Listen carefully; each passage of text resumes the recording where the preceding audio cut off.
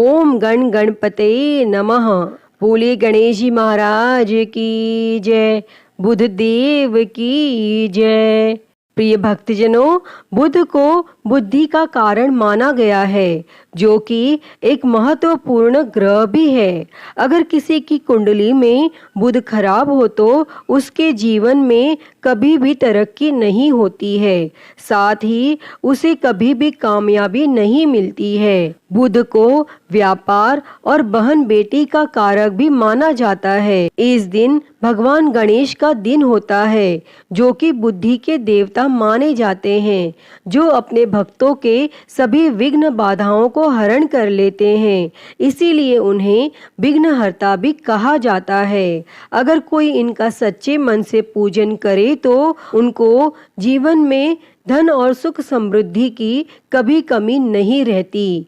और भगवान गणेश, जिन्हें विघ्नहर्ता भी कहते हैं, उनकी पूजा अर्चना करने से जीवन के सभी दुख दूर हो जाते हैं। और इस दिन व्रत रखने का भी विधान है। अगर कोई इस दिन सच्चे मन से गणेश जी की आराधना करता है तो उसके जीवन के सभी कष्ट दूर हो जाते हैं। तो आज हम इस वीडियो में बुधवार की व्रत कथा सुनेंगे। इस कथा को सुनने अथवा पाठ करने मात्र से आपके जीवन में धन, बल, बुद्धि, विद्या की वृद्धि होती है तथा आने वाले सभी संकटों का नाश होता है। तो आइए सुनते हैं। उससे पहले आप सभी प्रेम से बोलिए श्री गणेश जी महाराज की जय, बुध देव की जय। प्राचीन काल की बात है। किसी ग्राम में एक साहूकार अपनी पत्नी के साथ रहता था। पति पत्नी दोनों भगवान गणेश जी की पूजा करते थे और दिन दुखियों की मदद करने के लिए हमेशा तत्पर रहते थे। और ईश्वर की कृपा से उनके पास धन धान्य की कोई कमी नहीं थी। कमी थी तो बस एक संतान की। पति पत्नी संतान नहीं होने से दुखी रहते थे। तब गांव वाले संतान न होने की वजह से उन्हें हमेशा ताने सुनाते थे।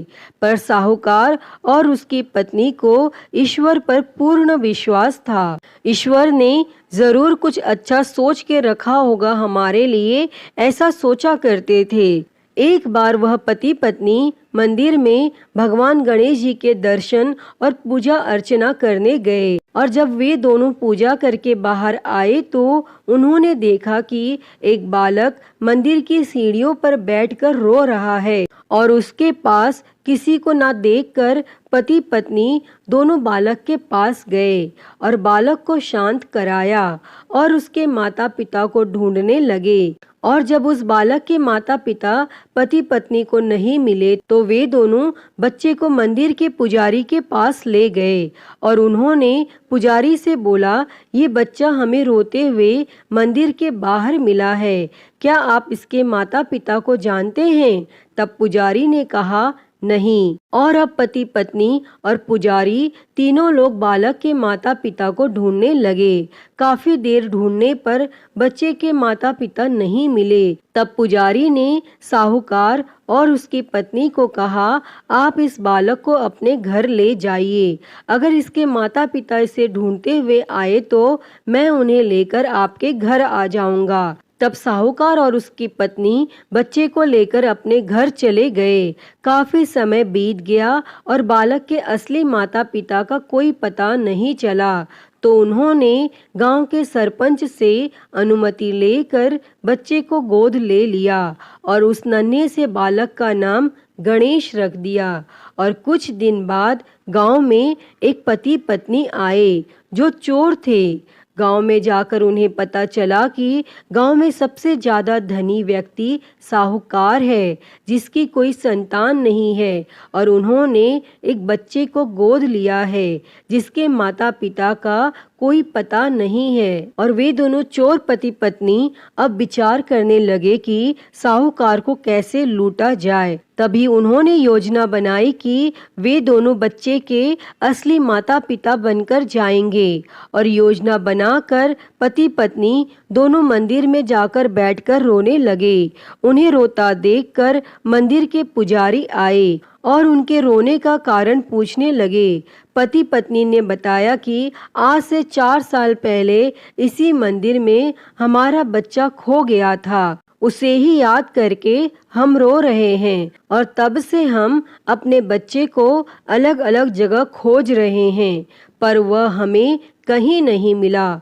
तब पुजारी ने बोला, एक बालक है जो उन्हें 4 साल पहले मंदिर की सीढ़ियों पर मिला था, शायद वह आपका ही पुत्र हो। वह बालक गांव के साहूकार के घर पर है, आप लोग मेरे साथ चलिए, मैं आपसे आपके पुत्र को मिलवाता हूँ। और इतना कहकर पुजारी उन दोनों पति पत्नी को लेकर साहूकार के घर चल दिए और वहां जाकर पुजारी ने साहूकार को बताया कि गणेश के असली माता पिता मिल गए हैं और वह गणेश को लेने आए हैं। और यह सुनते ही साहूकार और उसकी पत्नी दोनों बहुत दुखी हुए, लेकिन वे दोनों गणेश को उसके असली माता पिता को सौंपने के लिए तैयार हो गए। और शाम का वक्त था। साहूकार ने उन दोनों पति पत्नी से बोला, आप लोग आज विश्राम करें और कल प्रातः काल होते ही निकल जाइएगा।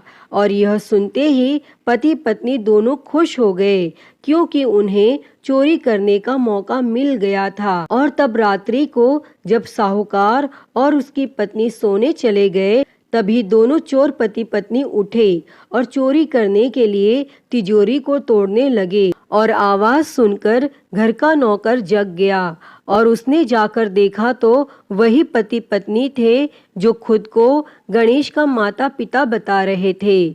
तब नौकर ने कमरे का दरवाजा बाहर से बंद कर दिया और तेजी से मालिक को बुलाने लगा।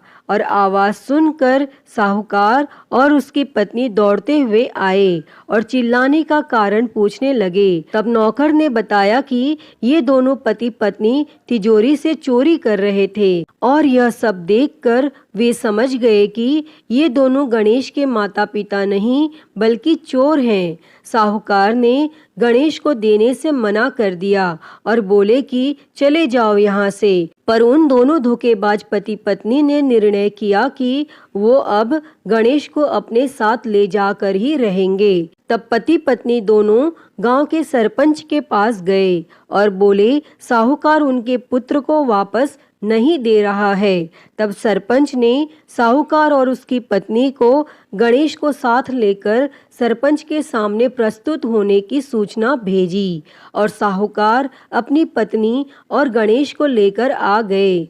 तब सरपंच ने भी फैसला किया कि साहूकार की पत्नी तथा दूसरी औरत जो गणेश को अपना पुत्र बोल रही थी, उन्हें सूर्य देवता के सामने अपना आंचल फैला के खड़े हो जाना है और जिसके भी आंचल से गणेश के मुंह में दूध जाएगा, गणेश उसका पुत्र कहलाएगा। तब दोनों औरतें अपना आंचल सूर्य देवता के सामने फैला के खड़ी हो गई और प्रार्थना करने लगी। तब भगवान गणेश जी के आशीर्वाद से साहूकार की पत्नी के आंचल से दूध की धारा गणेश के मुंह में आ गई और यह देखकर साहूकार और उसकी पत्नी बहुत खुश हुए और सरपंच ने गणेश को साहूकार को सौंप दिया और वहां खड़े सभी लोग भगवान गणेश जी की जय जयकार करने लगे। अतः हे गणेश भगवान जी, जैसी कृपा आपने साहूकार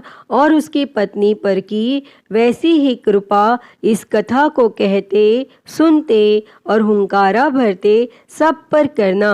तो सभी प्रेम से बोलिए, गणेश जी महाराज की जय, गणपति बाप्पा मोरया। तो आइए सुनते हैं बुधवार व्रत की एक और कथा। उससे पहले आप सभी प्रेम से बोलिए, श्री गणेश जी महाराज की जय, बुध देव की जय। प्राचीन काल की बात है। समतापुर नगर में मधुसूदन नामक एक व्यक्ति रहता था। वह बहुत धनवान था। मधुसूदन का विवाह बलरामपुर नगर की एक सुंदर लड़की संगीता के साथ हुआ था।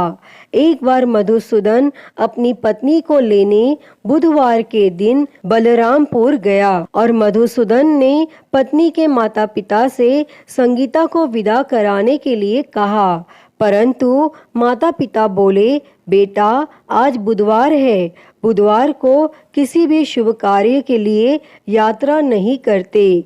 लेकिन मधुसूदन नहीं माना और उसने ऐसे शुभ अशुभ की बातों को न मानने की बात कही। तब संगीता के माता पिता ने मजबूरी में अपनी बेटी की विदाई की और दोनों ने बैलगाड़ी से यात्रा प्रारंभ की और 2 कोस की यात्रा के बाद उसकी गाड़ी का एक पहिया टूट गया और वहां से दोनों ने पैदल की यात्रा शुरू की।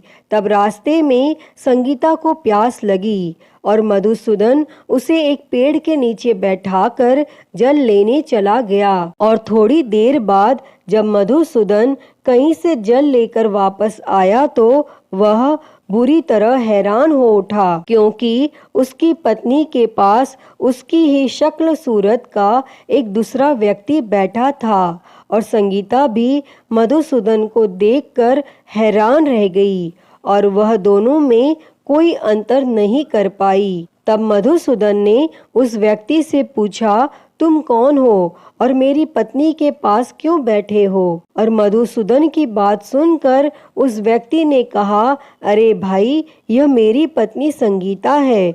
मैं अपनी पत्नी को ससुराल से विदा करा कर लाया हूँ, लेकिन तुम कौन हो जो मुझसे ऐसा प्रश्न कर रहे हो? और यह सुन मधुसूदन ने कहा, तुम जरूर कोई चोर या ठग हो। यह मेरी पत्नी संगीता है, मैं इसे पेड़ के नीचे बैठाकर जल लेने गया था। तब इस पर उस व्यक्ति ने कहा, अरे भाई, झूठ तो तुम बोल रहे हो। संगीता को प्यास लगने पर जल लेने तो मैं गया था। मैंने तो जल लाकर अपनी पत्नी को पिला भी दिया है। अब तुम चुपचाप यहाँ से चलते बनो, नहीं तो किसी सिपाही को बुलाकर तुम्हें पकड़वा दूंगा। और इस तरह दोनों एक दूसरे से लड़ने लगे और उन्हें लड़ते देख बहुत से लोग वहां एकत्र हो गए और नगर के कुछ सिपाही भी वहां आ गए और सिपाही उन दोनों को पकड़कर राजा के पास ले गए। और सारी कहानी सुनकर राजा भी कोई निर्णय नहीं कर पाया और संगीता भी उन दोनों में से अपने वास्तविक पति को नहीं पहचान पा रही थी और राजा ने दोनों को कारागार में डाल देने के लिए कहा। तब राजा के फैसले पर असली मधुसूदन भयभीत हो उठा। तभी आकाशवाणी हुई, मधुसूदन, तूने संगीता के माता पिता की बात नहीं मानी और बुधवार के दिन अपने ससुराल से प्रस्थान किया और यह सब भगवान बुद्धदेव के प्रकोप से हो रहा है। तब मधुसूदन ने भगवान बुद्धदेव से प्रार्थना की कि हे भगवान बुद्धदेव, मुझे क्षमा कर दीजिए, मुझसे बहुत बड़ी गलती हुई और भविष्य में अब कभी बुधवार के दिन मैं यात्रा नहीं करूंगा और सदैव बुधवार को आपका व्रत किया करूंगा। तब मधुसूदन की प्रार्थना करने से भगवान बुद्धदेव ने उसे क्षमा कर दिया और तभी दूसरा व्यक्ति राजा के सामने से गायब हो गया। तब राजा और दूसरे लोग इस चमत्कार को देखकर हैरान हो गए और भगवान बुद्धदेव की इस अनुकंपा से राजा ने मधुसूदन और उसकी पत्नी संगीता को सम्मान पूर्वक विदा किया और कुछ दूर चलने पर रास्ते में उन्हें बैलगाड़ी मिल गई और बैलगाड़ी का टूटा हुआ पहिया भी जुड़ा हुआ था और दोनों उसमें बैठकर समतापुर की ओर चल दिए। तब मधुसूदन और उसकी पत्नी संगीता दोनों बुधवार को व्रत करते हुए आनंद पूर्वक जीवन यापन करने लगे और इस तरह भगवान बुद्धदेव की कृपा से उनके यहाँ खुशियाँ बरसने लगी और जो भी स्त्री पुरुष विधिवत बुधवार का व्रत करके व्रत कथा सुनते हैं, भगवान बुद्धदेव उनके सभी कष्ट दूर करते हैं। अतः हे भगवान बुद्धदेव जी, इस कथा को कहते, सुनते और हुंकारा भरते सब पर अपनी कृपा बनाए रखना, सभी के कष्टों को दूर करना। तो सभी प्रेम से बोलिए भगवान बुद्धदेव की जय, गणेश जी महाराज की जय, गणपति बाप्पा मोरया। प्रिय भक्तजनों, तो मैं उम्मीद करती हूँ कि आपको आज की यह कथा पसंद आई होगी, और अगर वीडियो अच्छी लगी हो तो इसे लाइक करें, ज़्यादा से ज़्यादा शेयर करें और कमेंट में गणेश जी महाराज की जय लिखना ना भूलें। और हरिहर भक्ति चैनल को सब्सक्राइब कर नोटिफिकेशन बेल को ज़रूर ऑन कर लें। हर हर महादेव। धन्यवाद।